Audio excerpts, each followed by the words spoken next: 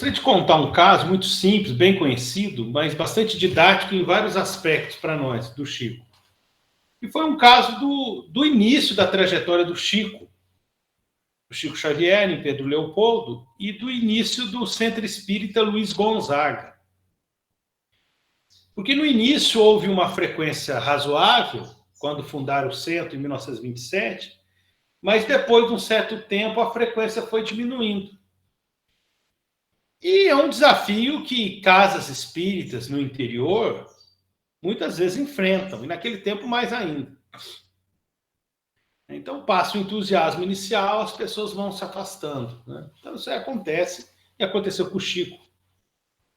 Né? Então, natural, né? Bom, chegou um momento em que o Luiz Gonzaga, o Centro Espírita Luiz Gonzaga, ficou sendo frequentado por somente 5 pessoas. Chico Xavier, seu irmão José Xavier, irmão e grande colaborador. Não sei se eu poderia dizer principal colaborador, mas um dos principais aquele tempo. Seu irmão José Xavier. Então, Chico Xavier, José Xavier, a esposa de José Xavier, portanto, a cunhada do Chico, esposa de José Xavier, e o casal Perácio, José Hermínio Perácio e Dona Carmen Perácio, uma médium que ajudou muito, foi parceira do Chico no início das suas tarefas, ajudou, inclusive, nas reuniões em que Chico psicografava e deu poesias e deu origem ao Parnaso de Além Túmulo, e o José Hermínio Perácio, que foi um orientador, um auxiliador do Chico nessas primeiras fases. Então, o Centro Espírita Luiz Gonzaga, nessa época, tinha 5 participantes. Aconteceu que o casal Perácio se transferiu de novo para Belo Horizonte, foi embora de Pedro Leopoldo. E aí sobrou só o Chico, o seu irmão e a sua cunhada, a esposa desse irmão, José Xavier. Mas a cunhada do Chico ficou doente e parou de frequentar. E o irmão de Chico Xavier, o José Xavier, ele começou, por excesso de compromissos familiares, necessidade de ganhar o sustento da família, ele teve que arrumar e dívidas mesmo, teve que arrumar um emprego noturno. Então ele tinha um emprego de dia e tinha outro emprego de noite. No horário da reunião não dava mais para ele frequentar. E aí o Chico ficou sozinho, ele no centro. E aí ele disse, então já sabendo que ele estava sozinho, ele falou assim, então semana que vem nós não teremos a reunião, porque serei só eu. E aí o Emmanuel dá uma informação muito útil, que nos ajuda bastante, que é muito interessante para todos nós. Ele falou, mas Chico, nós, os desencarnados, também precisamos ouvir o Evangelho. E acentuou a evidência do Chico, você imagina o que é isso, né? Porque a evidência do Chico já é grande. Acentuou a evidência do Chico para que ele visse os espíritos e fizesse a reunião com mais naturalidade, apesar de estar só ele de encarnado. Muito bem. Então, o Chico continuou as reuniões indo sozinho para o centro. Só que a família começou a notar, a família do Chico começou a notar que ele estava indo sozinho para as reuniões. E aquilo ali causou muita surpresa e muito incômodo para a família. Mas o Chico está indo sozinho? O pessoal começou a achar que o Chico tinha enlouquecido, que ele tinha endoidado de vez. Ele que sempre viu os espíritos, agora ele estava indo para a reunião e falando sozinho. E aí o que aconteceu? Um dia eles combinaram e uma das irmãs do Chico foi escondida atrás dele para ver se ele estava falando sozinho mesmo. E aí o Chico chegou, abriu o centro e tal, demorou um pouquinho, depois começou a reunião. E começou a conversar com as entidades que estavam lá presentes.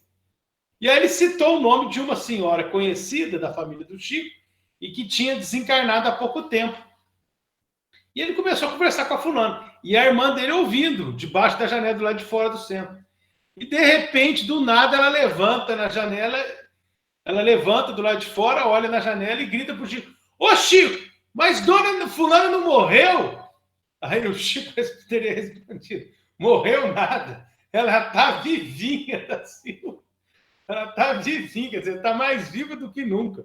Ela, como dizer, a mulher devia estar falando muita coisa, devia estar muito esperta, o Chico falar desse jeito, está vivinha. E aí a irmã do Chico não viu ninguém, obviamente, estava o Chico sozinho no salão ainda falando isso. Então ela saiu correndo, assustada, e foi falar que o Chico realmente estava fazendo isso, estava falando sozinho, fazendo a reunião sozinho. E aí a família fez uma reunião e decidiu que o Chico precisava ser internado, que ele tinha enlouquecido mesmo. Então ele precisava ser internado. Só que na hora que eles resolveram internar o Chico, um deles pensou assim, mas tem uma coisa, tem um problema, gente. Como é que nós vamos internar? Primeiro, é muito caro internar. Segundo, o Chico coloca dinheiro dentro de casa, ele é arrimo de família. Então, se a gente não está passando fome ainda, se a gente ainda consegue comer, a gente deve muito à contribuição do Chico na compra dos gêneros alimentares. O Chico ajuda a manter a casa. E aí eles ficaram com esse impasse e chegaram à seguinte conclusão. Não, o Chico é um louco, mas é um louco inofensivo. Ele é um louco, mas ele não está agressivo, ele não está agredindo ninguém, não está atacando ninguém. Enquanto ele permanecer inofensivo, sem agredir ninguém, e trabalhando e colocando dinheiro em casa, enquanto ele continuar trabalhando e ajudando em casa, a gente não vai internar o Chico. Aí o Chico contava isso rindo, dizendo que o trabalho foi a salvação dele. Ele que sempre valorizou o trabalho e trabalhou muito, ele disse que o trabalho salvou ele, porque se não fosse o trabalho, ele seria internado. Então é interessante essa passagem, porque o Emmanuel acentua a vidência, então havia um controle em relação à própria intensidade mediúnica. Há uma situação em que Chico parece que via quando a pessoa ia morrer. Tem uma passagem que Chico conta isso. Ele conseguia ver quando a pessoa ia desencarnar e aquilo causava muita tristeza para ele, quando ele não podia fazer nada. Então ele pediu para Emmanuel cortar aquilo, Emmanuel cortou. Nesse caso, ele acentuou, para que o Chico não desanimasse em relação a fazer o estudo sozinho. Mas isso mostra também o que nós que não somos médios, às vezes a gente custa a perceber que não estamos sozinhos, que os nossos trabalhos são acompanhados pelos amigos desencarnados. Porque às vezes quando você fala assim, a reunião, a frequência no centro espírita é menor, você já prepara menos a palestra, você estuda com menos seriedade o conteúdo, sente menos a pressão, porque é menos pessoas que vão assistir, você já faz de qualquer jeito. Então nós somos assim. Se a gente estivesse vendo, percebendo, ou lembrando de que os espíritos estão ali, alguns de alto gabarito, a gente não seria tão displicente em relação a esse problema de frequência. Porque o que vale é a qualidade do ensino, e alguém vai aproveitar, e o número de desencarnados sempre é bem superior ao número de encarnados presentes.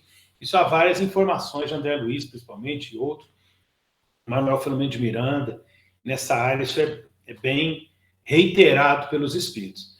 E a questão dessa disciplina, e também a questão da importância do trabalho, a importância de contribuir na família, de cumprir com a nossa função, né?